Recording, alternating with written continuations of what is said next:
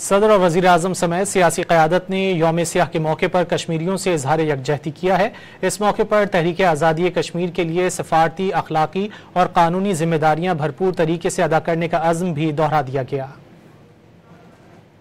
صدر آصف زرداری اور وزیر اعظم شہباز شریف سمیت حکومتی اور سیاسی قیادت نے کشمیر پر بھارتی قبضے کے خلاف یوم سیاہ پر پیغامات جاری کیے ہیں۔ صدر زرداری نے کہا کہ بھارتی افواج کا سری نگر میں داخلہ بین الاقوامی قوانین کی خلاف ورزی ہے۔ عالمی برادری اور اقوام متحدہ بھارت کو انسانی حقوق کی سنگین خلاف ورزیوں پر جواب دہ ٹھہرائے۔ وزیر اعظم شہباز شریف نے بھارتی مظالم کے سامنے ڈٹے رہنے والے کشمیریوں کو سلام پیش کیا۔ انہوں نے کہا کہ کشمیری اب اس جدوجہد میں اکیلے نہیں ہیں بلکہ 24 کروڑ پاکستانی ان کے ساتھ ہیں۔ دفتر خارجہ سے جاری بیان میں کشمیریوں سے بھرپور اظہار یکجہتی کیا گیا اور سلامتی کونسل کی قراردادوں کی پاسداری کے عزم کا اعادہ کیا گیا۔ وزیر داخلہ محسن نقوی نے کہا کہ مقبوضہ کشمیر کی دلخراش صورتحال مکار بھارتی حکومت کا مکروہ چہرہ بے نقاب کرنے کے لیے کافی ہے۔ وزیر اعظم کے مشیر رانا ثناء اللہ نے باور کرایا کہ پاکستان کشمیریوں کی جدوجہد میں ہمیشہ ساتھ کھڑا رہے گا۔ پوری پاکستانی قوم نہ صرف ان کے ساتھ اظہار یکجہتی کرتی ہے بلکہ اپنی سفارتی، اخلاقی، سیاسی مدد